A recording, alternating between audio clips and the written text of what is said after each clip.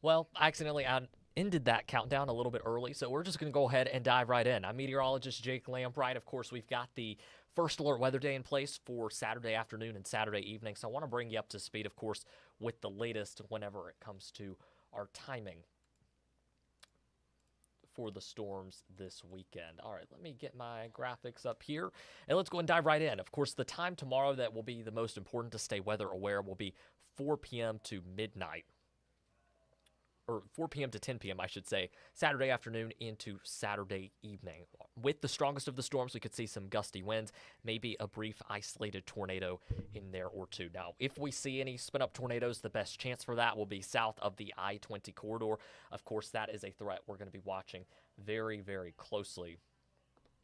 Try that again as we head through again the Saturday afternoon and Saturday evening. Let's talk timing here with these storms. We'll start off about 2 p.m. I know we've got the Crew of Gemini parade starting 1 p.m. tomorrow afternoon. Bumping that up, I think it's perfect timing. Look at things at 2 p.m. in Shreveport. We don't have any rain, maybe a sprinkle or two in the area, but that main line of storms stays well off to our north and west. As we go later into the day, of course, closer to dinner time, a little bit after that, that's when that line of storms makes it to the Shreveport-Bossier Metro. In fact, it kind of moves in between 6 to 8 p.m. The leading edge of that line of storms is where we have the best chance at seeing some gusty winds or spin-up tornado. Once you're in that line for a couple of minutes, your severe threat will start to go down pretty quickly from there on out. Let's keep things moving forward a little bit closer to 10 o'clock.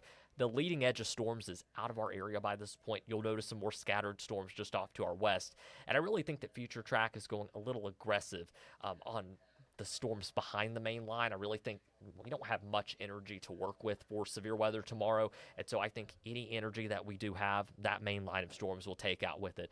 Again, not going to rule out the chance for some heavy rain, maybe a rumble of thunder or two behind the main line later on as we go toward midnight and beyond, but not really concerned with a damaging wind or a tornado threat by that point. Before we dive into the severe weather outlook, I do want to remind you we're live, of course, on the KSLA app, and I'm actually going to double check and make sure I sent that. Looks like I did. So we're live right now on the KSLA app. You can watch on your Roku, your Fire TV, your Apple TV device, and we're also streaming this to YouTube and Facebook. So if you have any questions about the storm threat tomorrow, please feel free to ask those. I've got our Facebook comments here pulled up to the side, and I will be answering those questions here in just a little bit once I go through a little bit more of what to expect tomorrow. So our severe risk for Saturday, again, that was upgraded this afternoon for parts of the Arklatex. If you're along and south of the I-20 corridor, you've been upgraded to a slight risk for severe weather. That's a level 2 out of 5 on the severity scale.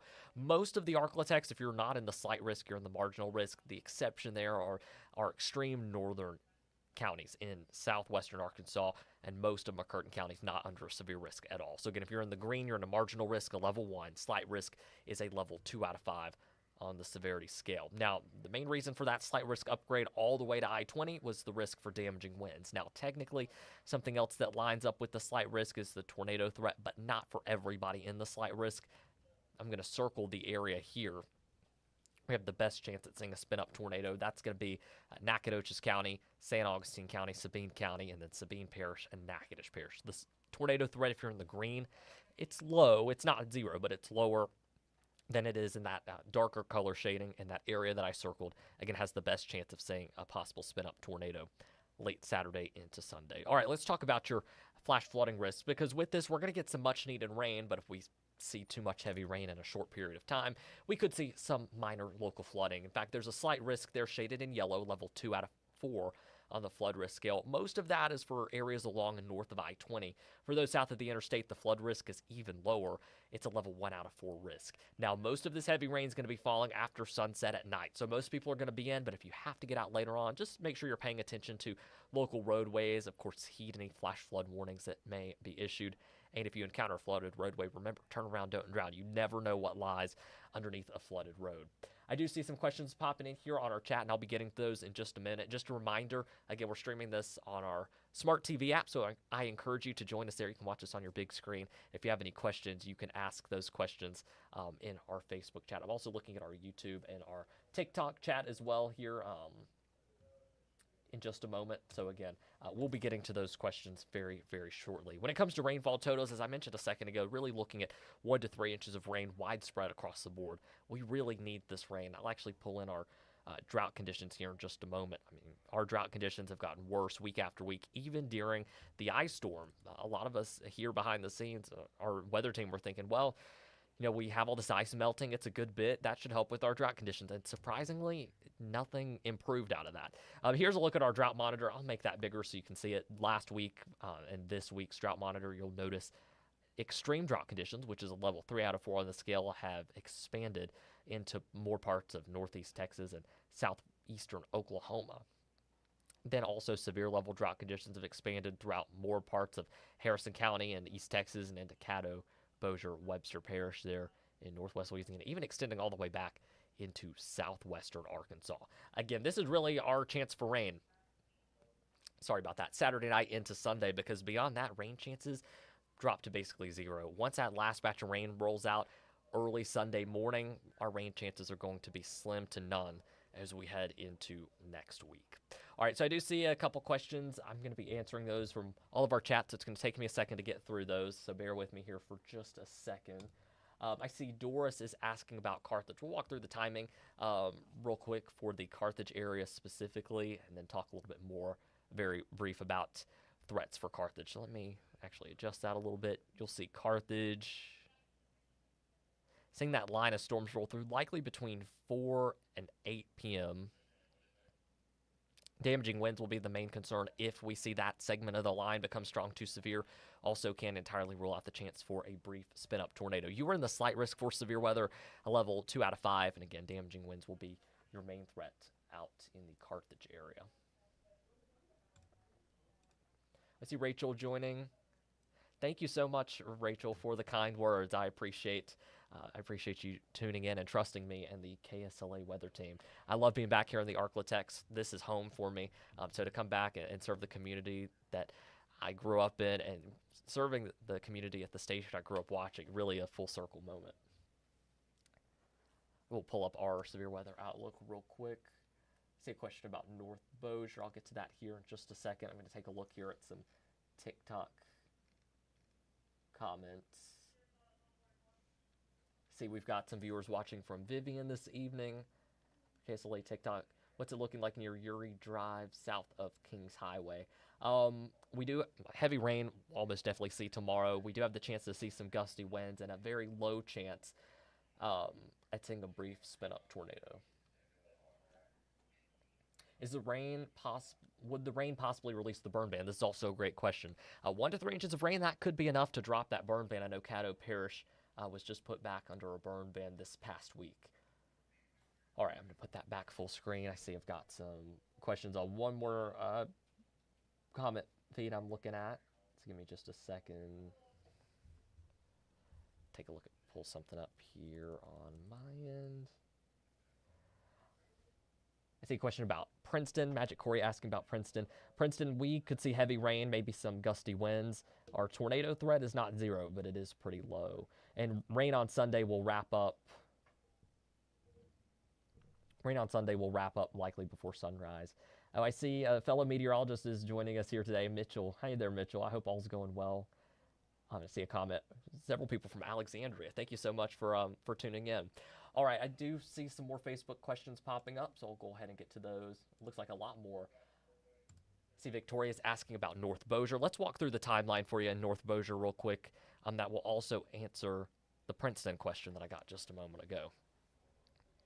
Let me bring the timeline forward a little bit more. We're looking at this line moving through likely 6 to 9 p.m. northern Caddo and Bossier Parish. I see Christian joining us for our live today. Hi there, Christian. Hope all is well. So I'll go through this slowly. Now, actually, let me take the comment off the screen, make it full screen so you can see it a little bit better. I can't leave this circle up very long, but the Caddo, Bossier Parish area, again, you're going to want to look right here in that circled area as I go through the timeline. So here we go, 6 p.m. We're going to move things forward. You'll see that line of storms kind of moving in and moving out pretty quickly. By 9 p.m., that line could be right on the edge of the Arklatex. Kaylee asking, what is Shreveport looking like tornado-wise? We do have at least a low-end threat of seeing a tornado or two across our area. I will actually look. I'm curious. I want to look at meteorological diagram we look at behind the scenes, see how much wind shear we're working with some of this new data that came in just a moment ago. So let me check. I would imagine my thoughts here are probably going to stay the same on the Shreveport area. We've got a lot of wind shear, which is great for tornado setups. The thing we're really lacking is storm energy, and storm energy is still looking very minimal. If we had the energy there, if we had more energy, then our tornado threat would be higher. I think, again, that low storm energy is what's going to end up helping us out, or one of the factors helping us out. So the chance is not zero, but it is pretty low. I see Anna asking about Keithville, kind of the same thing. Gusty winds will be our main threat with the strongest of the storms. Heavy rain, though, something that we are all a lot more likely to see. See, Brad is asking about McCurtain County in Oklahoma. You are not in the severe weather outlook at all. So you could pick up some rain tomorrow. Some of that would be heavy at times. And as you know, we need some heavy rain. We need some good rainfall totals to help with that drought. But otherwise, the severe threat out toward McCurtain County, I would still stay weather aware. But again, it is very, very minimal. Tomorrow evening into tomorrow night. So I'll stay on here for another minute or two. If you have any more questions, please feel free to ask those in our chats. I'm watching our Facebook chat. I'm watching our YouTube chat as well. Make sure I haven't missed anything on YouTube. And I'm also watching our TikTok chats.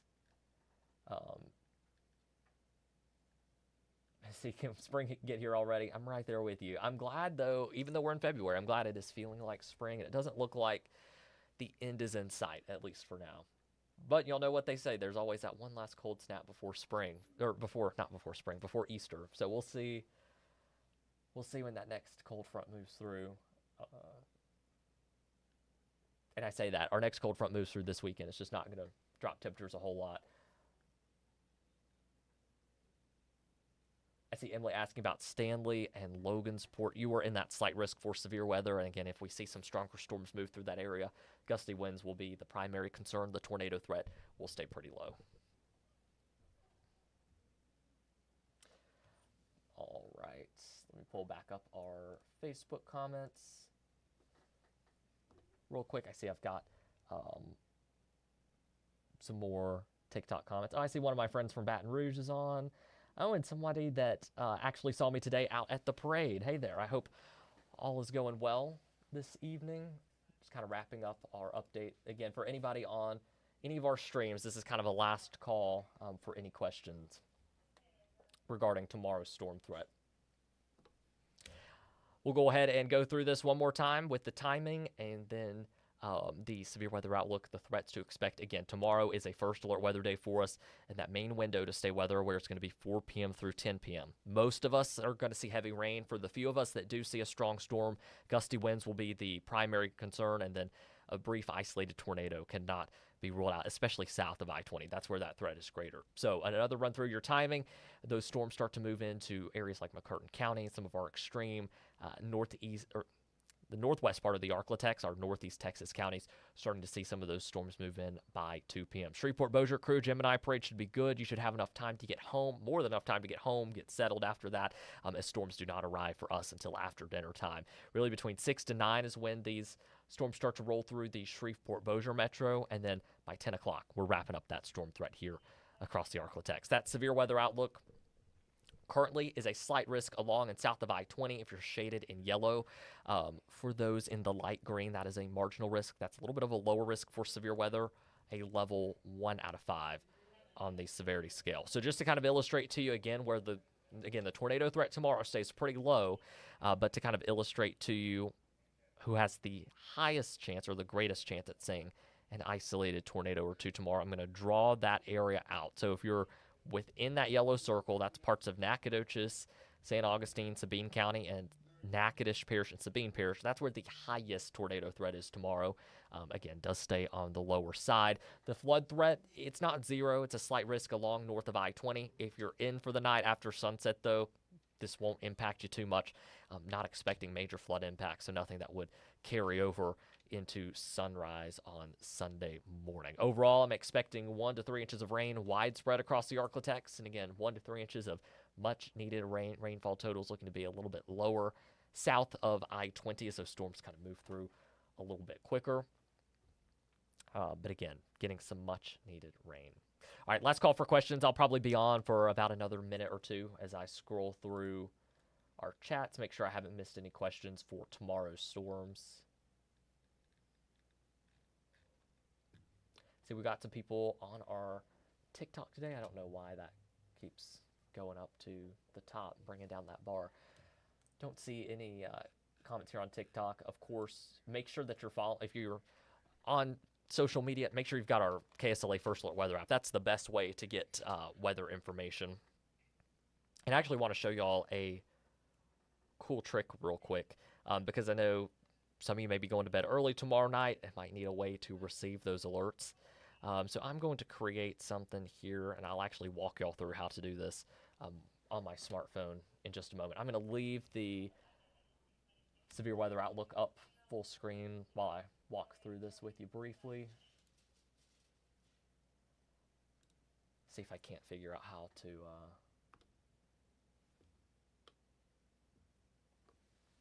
I guess I can just hold my phone screen up. That's what I'll do here in just a second. Sorry for the delays.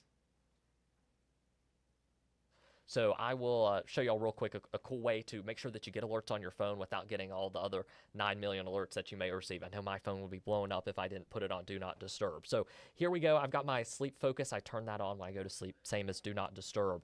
But in your settings on your smartphone, you can scroll down to the focus section, that little crescent. When I click on that, I'm going to click, for my purposes, on the sleep. You can do your Do Not Disturb or any other focus that you use, and then I'm going to go into the apps section. So I want to make sure that that Allow Notifications From is checked. I'm going to click Add Apps and then find our First Alert Weather app, which sometimes doesn't, on my phone, does not like to pop up. See if I can... For some reason, it is not wanting to pop up, but let's say that the Apple TV keyboard is my KSLA First Alert Weather app. I just checked that. I hit the check mark icon at the top, and now when my phone is in sleep mode, as long as I have it on ring, I will be notified if there is a severe weather alert for us in the Shreveport-Bossier Metro. So again, a cool tool to have, especially if you're going to bed before that line of storms fully moves through. It's a great way to receive alerts. All right, we've got our 10 o'clock newscast coming up in about 10 minutes. Of course, I'll have another weather update for you there in just a moment. For now, though, I'm going to go ahead and hop off so I can finish getting ready for the newscast. I see somebody just hopped on here, Natalie, asking when does the storm start. For the Arklatex, the whole region watching 4 p.m. to 10 p.m. Shreveport, best timing for that line is going to be about 6 p.m. to 9 p.m. tomorrow night. All right, I'm going to go and hop off. Thank you so much for joining me, and we'll see you if you're on our Roku, Fire, Apple TV app. I'll see you right back here in about 10 minutes for KSLA News 12 at 10.